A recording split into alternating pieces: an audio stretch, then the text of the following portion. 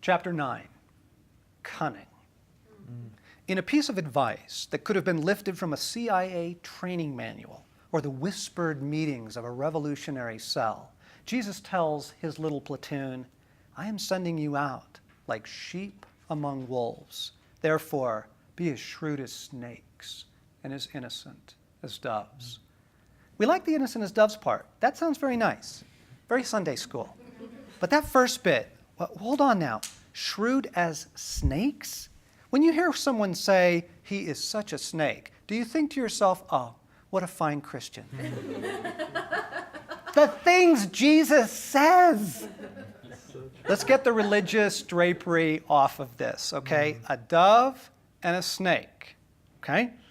Surely they remember the dove descending on Jesus. As for the snake metaphor, these Jews would have connected that instantly to the serpent in the garden.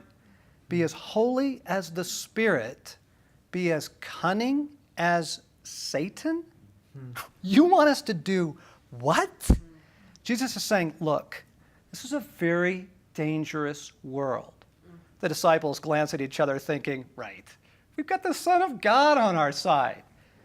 I mean it, he continues. Take this seriously. I'm sending you into the Congo with a butter knife. You are easy picking. You must be holy, and you must be cunning. They've been watching Jesus for a few years now. His way of maneuvering must have given this command a sober weightiness. By what authority are you doing these things? The Pharisees asked. And who gave you this authority? Jesus replied, I will also ask you one question. If you answer me, I'll tell you by what authority I'm doing these things. John's baptism, was it from heaven or from men? They discussed it among themselves and said, if we say from heaven, he'll ask, then why didn't you believe him? But if we say from men, we are afraid of the people, for they all hold that John was a prophet. So they answered Jesus, we don't know. Then he said, neither will I tell you by what authority I'm doing these things. The clerical stooges dare to question his authority. He turns the trial on them so completely, they find themselves backed into the corner that they had hoped to back him into. Now they don't know what to say or do. Jesus says, if you won't answer me, I don't have to answer you. And then he just turns and walks away. Beautiful. But the best use that Jesus makes of his cunning brilliance is with the hearts he is trying to win over. This is a far more difficult task. Let's pick up with the story of the woman at the well. There is so much here worth relishing. Okay, you have a single Jewish man, single Samaritan woman, okay? Jews hate Samaritans. And a Jewish man, rabbi, would never ever be caught publicly speaking to a Samaritan woman, all right? She is sexually indiscreet. They are alone. He strikes up a conversation. She knows it's scandalous. She says, you're a Jew. I'm a Samaritan woman. She adds woman to make the point. How is it that you ask me for a drink? Exactly. What's a girl supposed to read into this? She's a tough cookie, this one. A more submissive first-century Palestinian woman with no legal rights would have just drawn the water and not said a word, whatever she might have been thinking. But this one, she puts up a fight. I like her already. Jesus replies, if you knew the gift of God and who it is that asks you for a drink, you would have asked him, and he would have given you living water. A return that almost implies, hold your horses there, cowgirl. You don't know what you're getting yourself into. Her rebuttal is feisty. Sir, the woman said, you have nothing to draw with, and the well is deep. Where can you get this living water? You can almost see her, one hand on a hip, jug in the other, head cocked in that sassy way. Where are you going to get water? You got no rope. And you can sense the insinuated, you got no rope, rabbi. Then she tosses in a bit of the racial tension. Are you greater than our father Jacob, who gave us the well and drank from it himself, as did his sons and his flocks and herds? Okay, Samaritans were hated by the Jews because they were half-breeds. Dragging Jacob into this is a defiant, do you think you're better than me?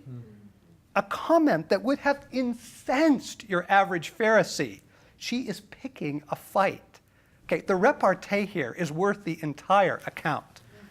But wait, there's more. Jesus doesn't take the bait. His next comment is pure intrigue. Everyone who drinks this water will be thirsty again, but whoever drinks the water I give will never thirst. Indeed, the water I give him will become in him a spring of water, welling up to eternal life.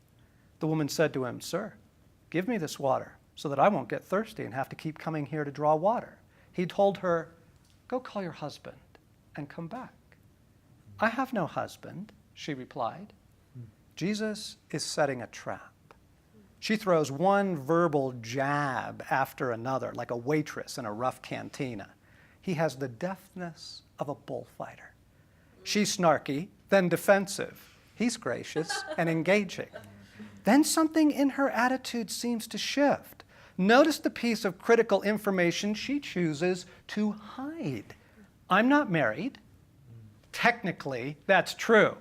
Anything else? She is living with a man. Why doesn't she admit that? "I'm not seeing anyone right now." Is she coming on to Jesus a little bit? This winsome man who has continued to pursue her alone outside of town? Something provokes him to say, "Go call your husband." Now he has her right where he wants her, and he pulls the chair out from under her. You're right when you say you have no husband. The fact is, you have had 5 husbands, and the man you have now is not your husband. What you have said is quite true. Snap. He's got her. To appreciate his style, consider it would have been a lot easier for Jesus to go about the whole conversation in a more direct manner, right? "Hello, I'm the Messiah. What's your name?" "Hello, I notice you're here at midday. Is that because you're on your 6th relationship?" As he so often does, Jesus takes the indirect approach, playful and cunning, very cunning. I would love to know how long that pause was. See the look on her face after he reads her the secrets of her diaries. Does she drop her bucket? And notice, he doesn't throw the 7th command at her. He simply tells her that he knows what she's hiding. Most embarrassing. She actually tries one more racial religious card, maybe to deflect the attention off of her. Jesus holds his ground. He must be smiling at her now because she doesn't fight back after that. "I know that Messiah is coming. When he comes, he will explain everything to us." This is the humblest thing she has said yet. Essentially, she's asking, "Are you who I think you are?" And Jesus simply says, "Yep." What a wonderful way of capturing this woman. The story ends with her running to tell the whole village. And in generous Jesus fashion, he stays 2 days with them, a Jewish rabbi hanging out with the Samaritans.